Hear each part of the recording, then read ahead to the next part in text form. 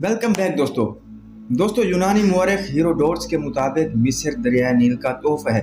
हीरोडोट्स लिखता है कि अगर दरिया नील ना होता तो ये मुल्क ज़रूर सहरा होता। आम तौर पर दरिया नील सालाना तौर पर जून के महीने चढ़ना शुरू होता है और सितंबर तक इसमें ऊंचे दर्जे का सैलाब रहता है। जब दरिया का पानी उतरता है तो सैलाबी ज़मीनों पर जरखेज़ तलछट छोड़ जाता है, जो इस मुल्क की ज़राअत के लिए बड़ी सूलमंद शय है।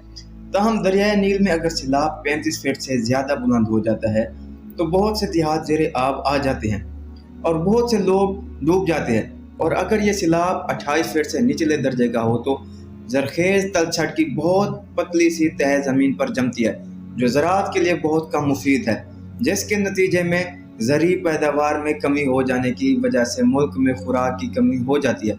और अगर ये अमल मुसलसल 2 साल तक रहे तो इंतहाई ख़तरनाक सूरत हाल सामने आती है। मुल्क में कहत साली का दौरा हो जाता है। याद रहे कि दरियाए नील में आने वाला हर 5वां सैलाब या तो ऊंचे दर्जे का होता है या फिर निचले दर्जे का होता है।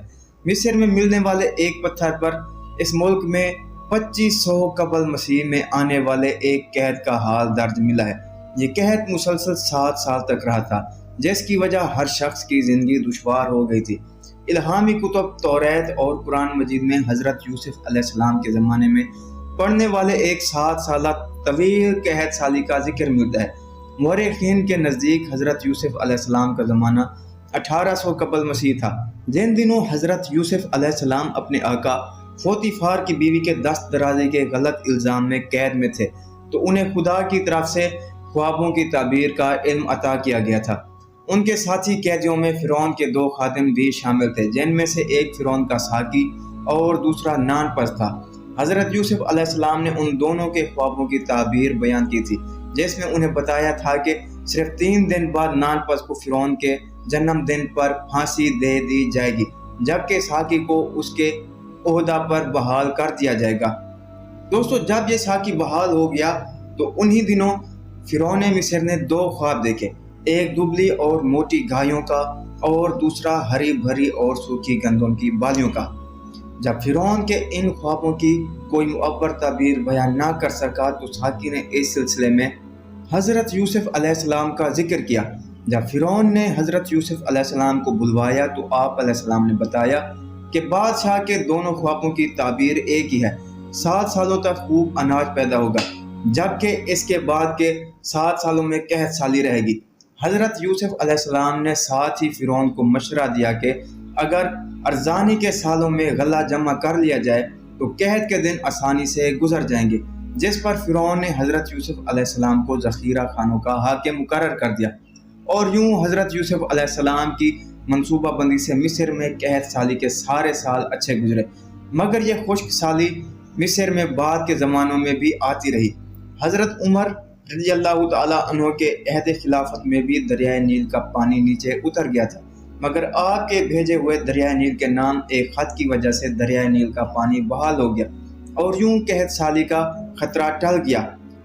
967 ईस्वी में नील का पानी एक मरतबा फिर नीचे उतर गया था, जिसकी वजह से मिस्र 2 साल कहत साली का शिकार हो गया था और तकरीबन 6 लाख अफराद मारे गए। 1064 से 1071 के दौरान एक शदीद कहत साली का सामना करना पड़ा था, जिसके दौरान ख़वातीन ने अपने कीमती हीरे जवाहरात के एवज़ खुराक खरीद कर गुजारा करना चाहा था, मगर जब उन कीमती अशिया के एवज़ भी खुराक मुयसर न आई तो उन्हें दरिया बुर्द कर दिया गया था। ताहम मिस्र की तारीख का सबसे शदीद कहत 13वीं सदी के आगाज़ में पड़ा था। बगदादी मौरख अब्दुल लतीफ़ ने लिखा था कि गुज़श्ता 600 साल में दरियाए नील 6 मरतबा 24 फीट बुलंदी तक पहुँचने में नाकाम रहा था, मगर 1200 में ये बुलंदी 23 फीट रह गई थी, जिसकी वजह से इसी साल अप्रैल में कहत पड़ गया और दरिया में सैलाब न आने की वजह से अशियाए खुर्द की कीमतें आसमान से बातें करने लगी।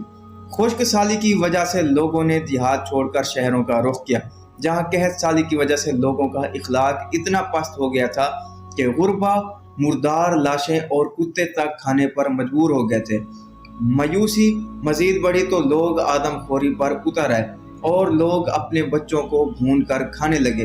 अब्दुल लतीफ़ लिखता है कि इसने खुद ऐसे वालिदैन को देखा جو اپنے بچوں کو بھون کر کھا رہے تھے، جس کی سزا کے طور پر انہیں زندہ آگ میں ڈالا گیا۔ مگر لوگوں کے گھروں میں انسانی ہڈیوں کے ذخیرے پائے گئے۔ دیہاتوں میں لٹیروں کے ایسے طائفے عام گھومتے تھے جو ہر شے کو کھا جاتے تھے۔ ان لوگوں نے قبروں کو لاشوں سے خالی کر دیا۔